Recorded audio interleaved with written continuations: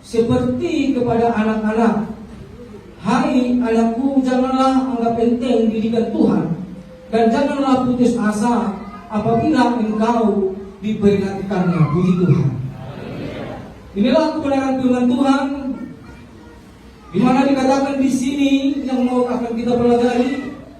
Kalau kita lihat, akan tetapi saya memang bagaimana kehidupan orang percaya pada akhir zaman ini di kota Batam ini, saya belum tahu.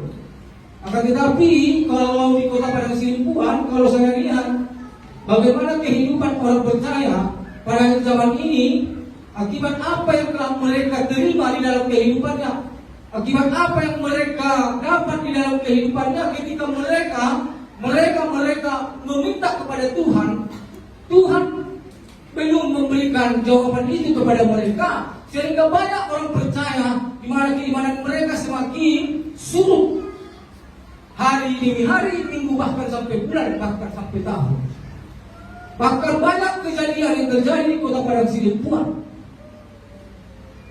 di mana kehidupan dia yang sudah dibesar-besarkan oleh kebenaran firman Tuhan sampai tumbuh remaja dewasa, akan tetapi menghujat Roh Kudus. Nah, bagaimana sengaja saya bawakan firman Tuhan ini pada saat hari ini, supaya kita boleh mempelajarinya, di mana dikatakan di sini dalam perikop nasihat supaya bertekun dalam iman.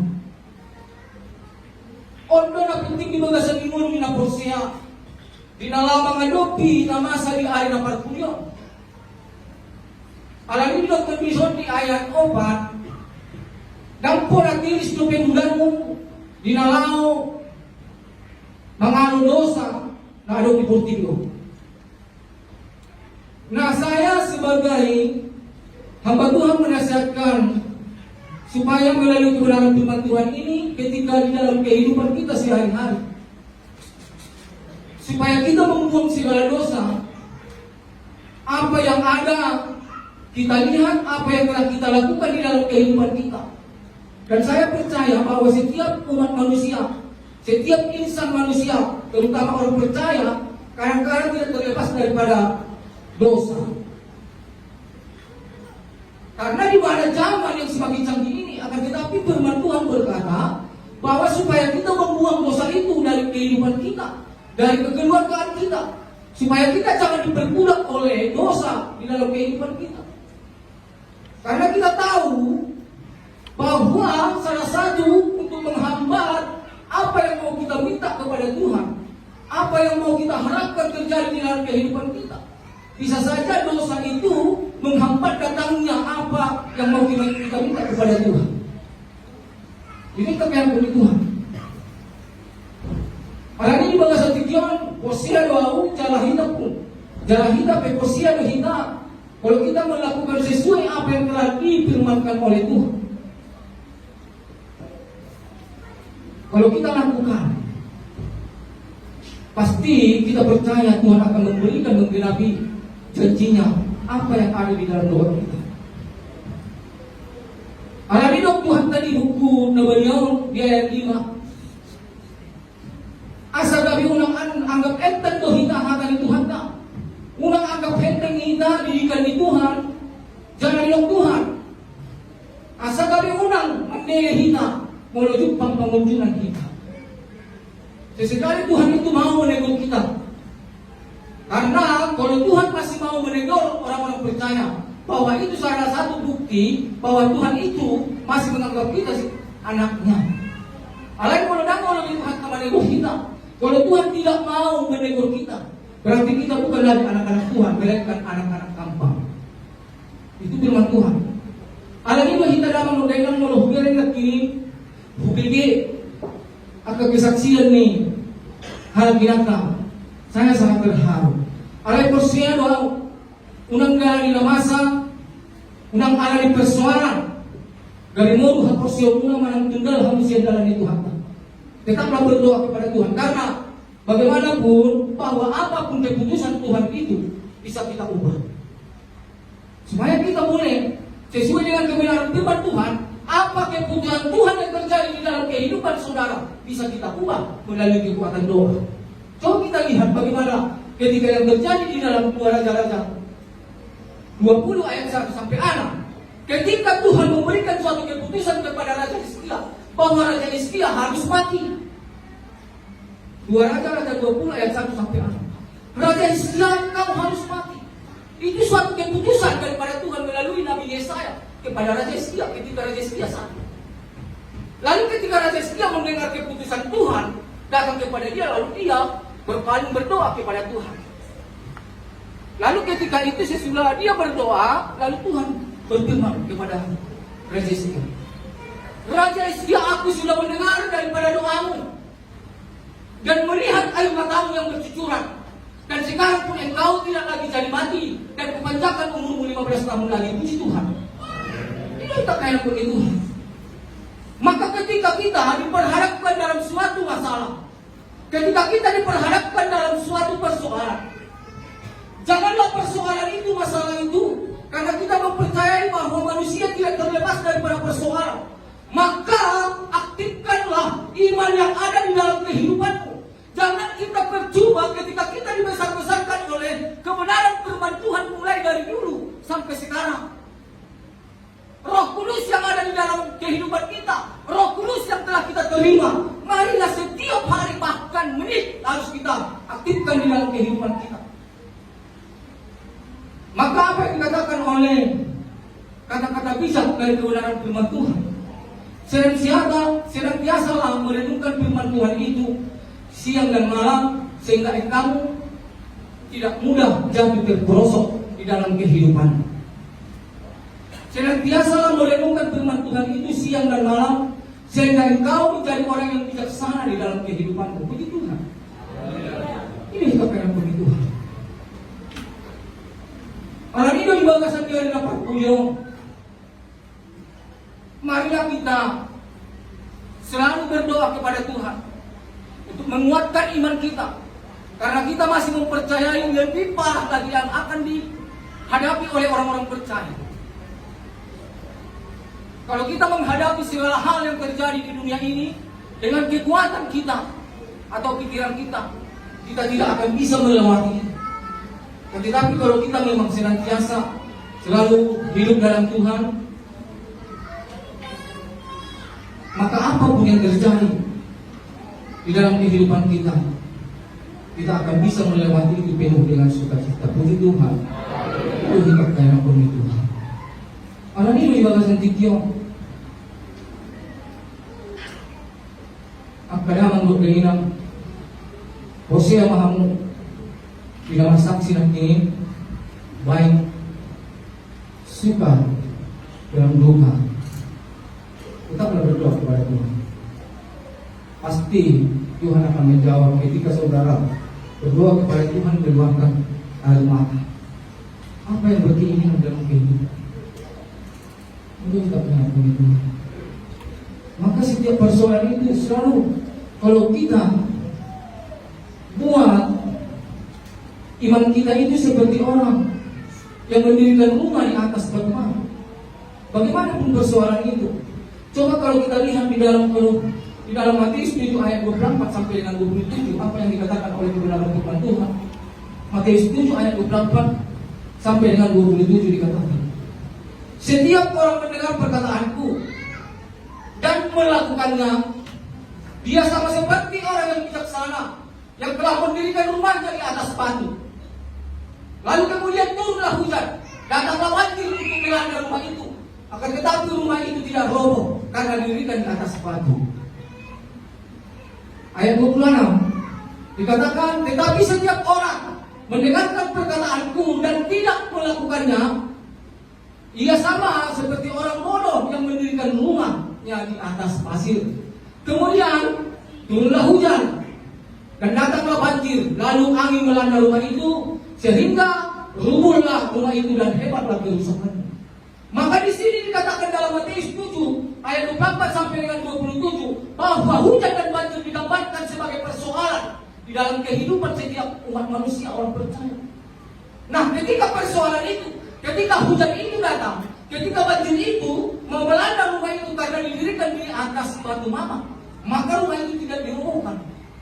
tidak roboh karena didirikan di atas batu. Nah, ketika persoalan itu datang, masalah itu datang di dalam diri saudara, di dalam diri saya, di dalam diri kita semua. Ketika iman kita itu semakin mencapai ke level semakin tinggi, bagaimanapun persoalan itu datang, bisa kita lewati penuh dengan sukacita. Puji Tuhan. Itu kita kayak begitu.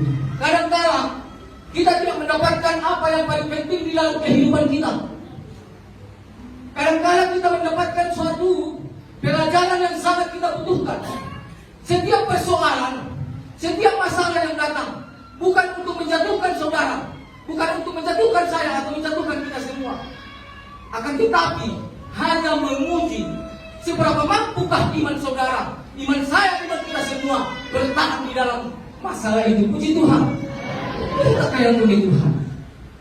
Maka saya percaya bahwa kita kadang-kala harus mendapatkan suatu pelajaran di dalam kehidupan kita, supaya iman kita itu bisa mencapai ke level yang semakin tinggi. Ini kita kayak puji Tuhan. Allah ini dokunan tujuan pada dapat tujuan.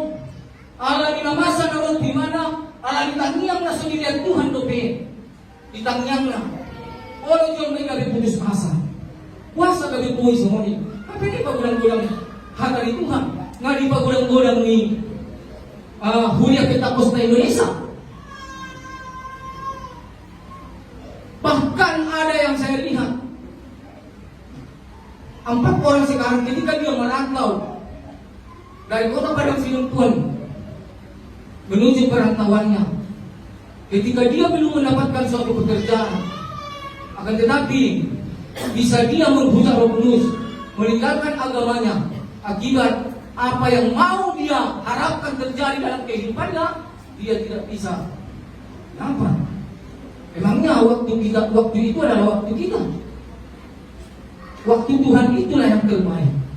Unang alani na sudah berhodok pe ahan adong di portinyon sila mo nirohan dari tinggal hodok siya dalam itu mata jalan tinggal hukum hakaristilong manang haposyo manang agama alani tawaran-tawaran godaan-godaan apa yang ada di dunia ini. Dan saya bilang terutama kepada apostol na uli-uli bahwa kita mempercayai, bahwa kita mengetahui bahwa semua dosa akan diampuni Tuhan. Akan tetapi masih ada dosa yang tidak diampuni Tuhan. Lalu apa itu dosa yang tidak diampuni oleh Tuhan? Menghujat Roh Kudus. So dia adalah menghujat Roh Kudus, menghujat doi pribadi. Hadoi pasilang ke Tuhan Yesus pada hari itu. Janganlah sesekali saudara yang dikasih Tuhan apostol memulung tergoda akan tawaran-tawaran dunia ini. Dan sehingga keimananmu bisa runtuh ketika engkau tidak menyadari Tuhan Yesus yang membesar-besarkan engkau. Alani muludang yang puni meho ahapi tambarku na mangulu dari dapat punya. Coba kalau kita buka ayatnya, masih ada dosa yang tidak diampuni oleh Tuhan, yaitu menghujat Roh Kudus. Dalam Matius 12 ayat 31. Sesungguhnya aku berkata kepadamu, segala dosa dan hujat manusia akan diampuni, akan tetapi hujat terhadap Roh Kudus tidak akan diampuni. Puji Tuhan. Ini kita kena ampuni Tuhan. Supaya kita dapat merenungkan itu, kebenaran firman Tuhan itu, maka membuat kita menjadi orang yang bijaksana. Ini kita kena ampuni Tuhan. Asal kami mempercuma doa kita. Jangan kursia akan diperbarui dari huri dan posna. Jadikanlah iman kita. Bahkan hari, minggu, bulan, tahun semakin level dan semakin tinggi menjadi kekuatan yang betul-betul di dalam kehidupan kita. Iman kita itu. Kalau soal kehidupan membuat engkau jatuh keimananmu, Tuhan tidak menginginkan itu. Kalau tentang kekhawatiran, siapa tidak kita manusia, orang yang percaya tidak khawatir akan hidup ini. Kita bisa saja khawatir, tapi Tuhan Yesus yang tidak mau bahwa kita itu janganlah dikuasai oleh kekhawatiran. Tuhan tidak mau. Maka kita tak perlu khawatir akan hidup kita, bagaimana kita besok, bagaimana tentang makanan kita besok, karena itu sudah ada jaminan daripada Tuhan. Jangan membuat ketika kekhawatiranmu itu menjadi imanmu ke level yang semakin rendah. Bahkan bisa engkau meninggalkan jalan Tuhan. Bahkan engkau bisa menghujat Roh Kudus yang ada di dalam kehidupan. Maka ketika engkau menghujat Roh Kudus, Tuhan tidak akan mengampuni engkau. Itu firman Tuhan, bukan firman manusia. Yang Tuhan katakan itu. Alam ini kita akan mengampuni Tuhan, saya percaya. Ketika kekhawatiran itu di dalam kehidupan kita sehari-hari pasti ada, tapi Tuhan tidak mau kita dikuasai oleh kekhawatiran. Karena ada satu firman Tuhan berkata bahwa menjamin di dalam kehidupan orang percaya. Kalau kita lihat dalam Filipi 4 ayat 6, apa yang dikatakan Tuhan? Janganlah hendaknya engkau khawatir tentang apapun juga, tetapi nyatakanlah segala hal keinginanmu kepada Allah di dalam doa permohonan dengan ucapan syukur. Puji Tuhan. Filipi 4 ayat 6. Itu suatu jaminan bagi kehidupan kita, supaya kita tidak boleh khawatir lagi, tidak khawatir lagi akan hidup kita.